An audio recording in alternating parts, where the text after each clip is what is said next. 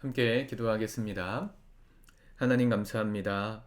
오늘도 주님께서 주시는 은혜와 사랑을 우리가 구하며 이 하루 시작합니다.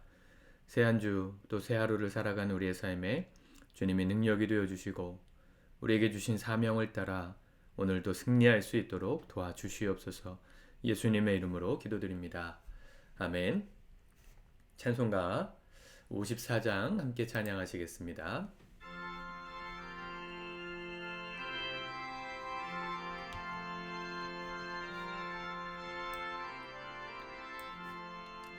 주여 복을 구하오니 편히 가게 하시고 사람마다 주 은혜로 이기도록 하시고 광야 같은 세상에서 항상 인도하소서.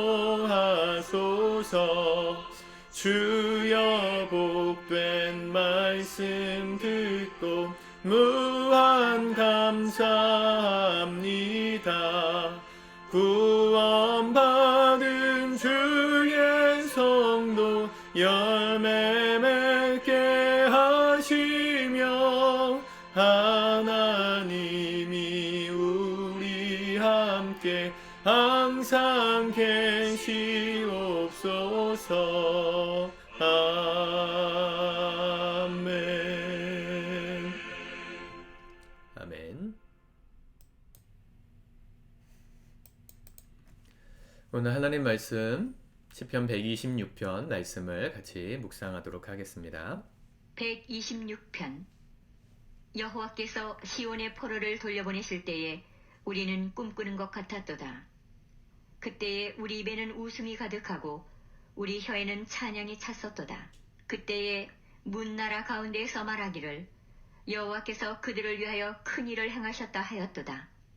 여호와께서 우리를 위하여 큰 일을 행하셨으니 우리는 기쁘도다. 여호와여, 우리의 포로를 남방 시내들같이 돌려보내소서. 눈물을 흘리며 씨를 뿌리는 자는 기쁨으로 거두리로다. 울며 씨를 뿌리러 나가는 자는 반드시 기쁨으로 그 곡식단을 가지고 돌아오리로다. 아멘.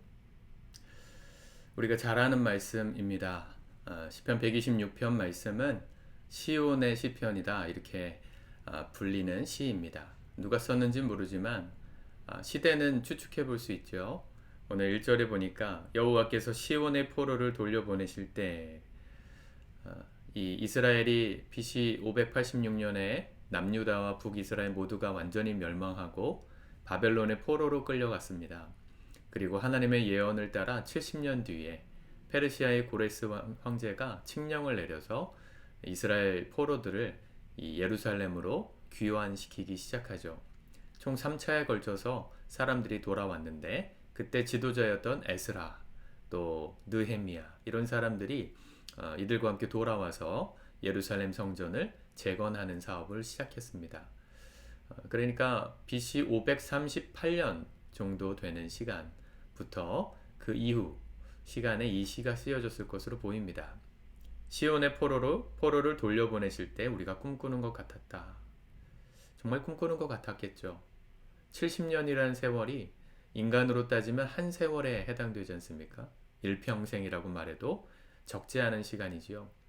나라가 멸망했을 때 태어났던 갓난 아기가 다시 살아 있었다면 돌아왔던 나이가 70세가 된 노인이 된 것이니까 굉장히 오래된 시간이고, 또 포로 기간에 태어났던 아이들은 왜 이 예루살렘으로 돌아가야 하는지조차도 이유도 잘 모른 채 돌아가야 하는 사람들도 분명히 있었을 겁니다. 꿈꾸는 것 같았다. 우크라이나 전쟁이 터지고 수많은 이 국민들이 국경을 넘어서 폴란드 또 유럽, 동유럽 쪽으로 많이 이렇게 피난을 갔잖아요. 그 전쟁 초기에 아주 유명한 그 사진 작가가 찍은 아주 슬픈 사진 하나가 화제가 되었었죠. 아이가 곰돌이 인형을 손에 들고 울고 있는, 국경을 넘으면서 울고 있는, 그 아이는 부모를 잃어버려서 고아가 된 아이였던 사진. 지금도 기억납니다. 그런 아이가 다시 자기가 살던 고향 땅으로 돌아가는 날을 꿈꿀 수 있었다면 얼마나 기뻤겠어요? 2절에 그때 우리 입에는 웃음이 가득하고 우리 혀에는 찬양이 찼었도다. 그때 문 나라 가운데서 말하기를 여호와께서 그들을 위하여 큰 일을 행하셨다 하였도다. 실제로 페르시아의 고레스 황제가 이스라엘 백성들을 귀환시켰던 그 기록을 보면 역사의 기록이나 성경의 기록이나 다 하늘에 계신 신께서 자기에게 계시를 주셨다 이렇게 표현합니다. 하나님이 하신 일이었습니다. 아무도 상상하고 예측하지 못하던 시간에 이스라엘 백성들이 돌아왔어요. 돌아오면서 부푼 꿈을 가지고 나라에 돌아간다, 고향에 돌아간다, 웃으며 기뻐하며 찬양하며 돌아왔을 텐데 사실 그들 눈앞에 펼쳐져 있던 고국 땅의 모습은 어땠을까요? 황폐된 모습이었겠죠. 산천이 푸르르고 먹을 것이 가득한 그런 천국 같은 곳이 아니라 전쟁으로 완전히 망가지고 70년 동안 보수가 일어나지 않은 나라, 그 나라의 모습이 어떻겠습니까? 황량함 그 자체였겠죠. 황량했습니다. 먼지가 가득하고 들은 완전히 잡초가 우거져 있고 먹을 것조차 구하기 어려운 그런 척박한 환경으로 돌아왔습니다. 그게 현실이었습니다. 웃으면서 꿈꾸는 것 같은 마음으로 돌아왔지만 그들이 마주쳤던 현실은 그렇게 황폐했단 말이죠. 여러분, 우리가 하나님의 인도하심을 따라 살아가는 삶에도 마찬가지예요. 하나님이 우리의 인생 가운데 동행하시고 함께 하시고 또 축복하시는 것은 인스턴트가 아닙니다. 우리가 예수 믿고 구원받아 그분의 자녀로 살아가기 시작하는 순간부터 축복이 막 열매처럼 맺혀지는 삶이라고 생각하시면 실망이 큽니다. 왜냐하면 하나님의 복은 언제나 이 시간과 또 기다림을 통해서 주어지는 열매이기 때문이에요.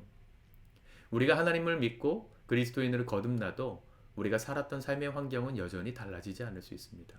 여전히 척박하고 여전히 기도하던 것들이 응답되지 않아서 가슴이 답답한 그런 때가 많을 거예요. 이스라엘 백성들이 딱 그랬다는 것이죠. 4절 보세요.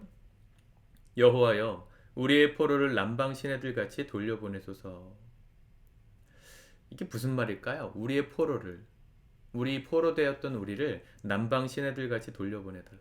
이 남방 시내라는 것은요, 이 가나안, 이 팔레스타인 지역의 아주 독특한 지형 중에 하나인 와디를 상징하는 말입니다.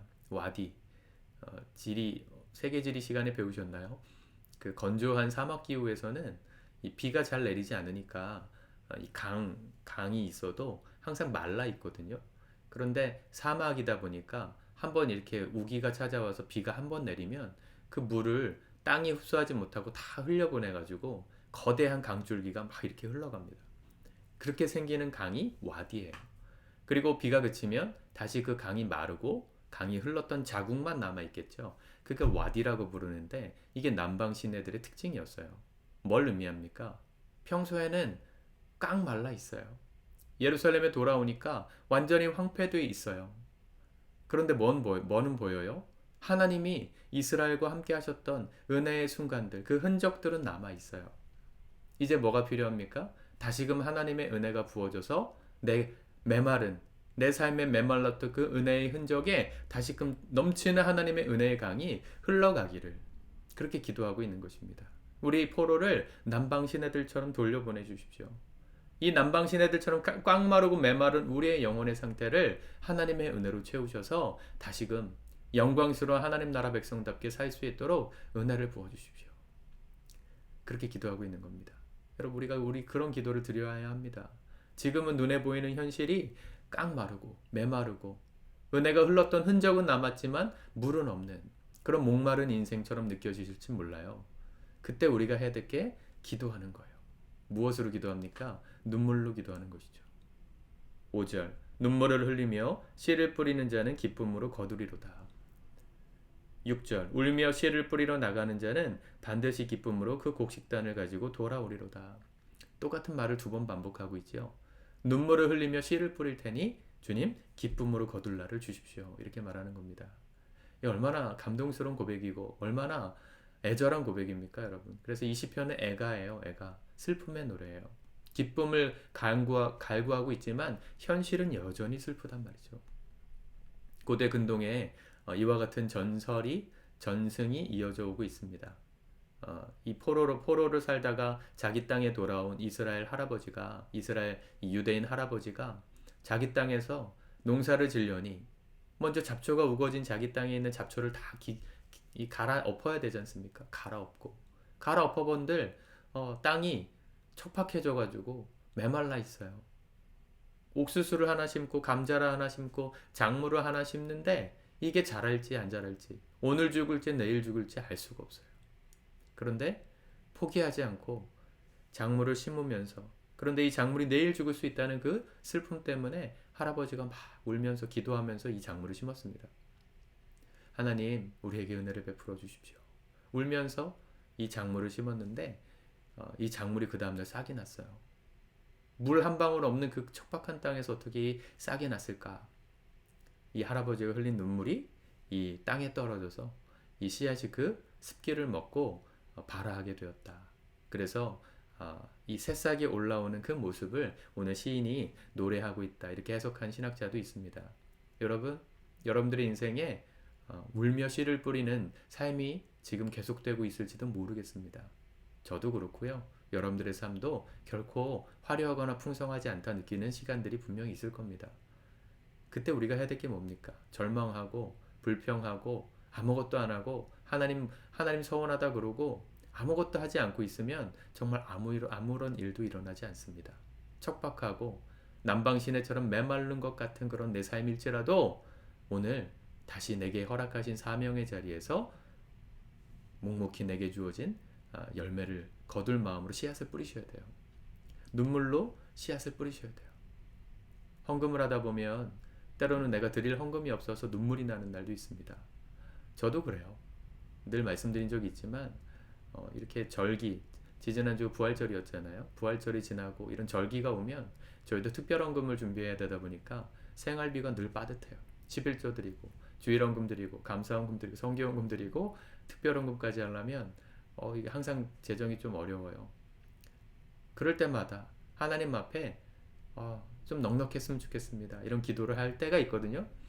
그런데 그런 마음 접고 그런 마음 붙들고 제가 살았다면 제 목회가 얼마나 척박해졌겠습니까? 아무런 일도 일어나지 않았을 거예요. 눈물이 나지만, 어렵지만 눈물을 흘리는 마음으로 하나님께 심는 거예요. 씨앗을 심듯이. 그때 하나님께서 우리에게 기쁨으로 거두게 하시는 열매가 자라가기 시작하는 겁니다. 오늘 내가 헌금 한번 드렸다, 내가 드리는 헌신을 드렸다, 바로 내일 라면처럼 인스턴트 타입으로 주어지는 축복은 없습니다. 그걸 기대하지 마세요. 오늘 내게 주어진 삶의 자리에서, 사명의 자리에서 내가 해야 될 것들에 눈물을 흘리는 마음으로 최선을 다해 심으며 살 때 하나님의 때가 되어 반드시 거두게 되는 축복을 누리게 되는 것입니다. 사랑하는 성도 여러분, 이 말씀을 마법처럼 외우지 마십시오. 하나님, 내가 최선을 다하고 있는데 왜 기쁨으로 안 거두게 하십니까? 그렇게 말하면 안 돼요. 우리의 삶의 현장이 지금 척박해요. 은혜의 단비가 필요하고 오늘도 이 시간에도 내일도 날마다 우리에게 주시는 은혜의 단비가 부어져야만 기쁨으로 거둘 날이 오는 겁니다. 오늘 예배하신 우리 성도님들의 마음이 그런 눈물로 씨앗을 뿌리는 마음인 줄 믿습니다. 오늘 하루도 힘내시고 이번 한 주도 기쁨으로 거두게 된 그 열매를 바라보며 힘차게 승리하며 걸어가시기를 축복합니다. 기도합시다. 주님, 감사합니다.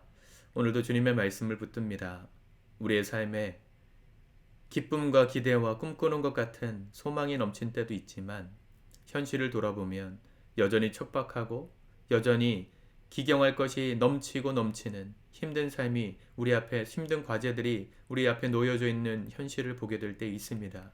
그럴 때마다 좌절하고 실망스럽고 우리의 마음에 허무감이 밀려오지만 하나님, 오늘 시인처럼 우리도 기도하게 하여 주시옵소서. 눈물을 흘리며 우리에게 주어진 사명의 자리에서 묵묵히 씨를 뿌리며 걷는 축복의 열매를 거둘 그날을 기대하며 하나님 앞에 성실하게 살아가는 우리 성도들 될 수 있도록 도와주시고, 그 모든 성도들의 삶에 때가 되어 기쁨으로 거두게 하시는 하나님의 넉넉한 은혜를 모두가 체험할 수 있도록 우리의 삶의 복을 허락하여 주시옵소서. 오늘도 함께 하시고 승리케 하실 예수 그리스도의 이름으로 감사하며 기도 올리옵나이다. 아멘.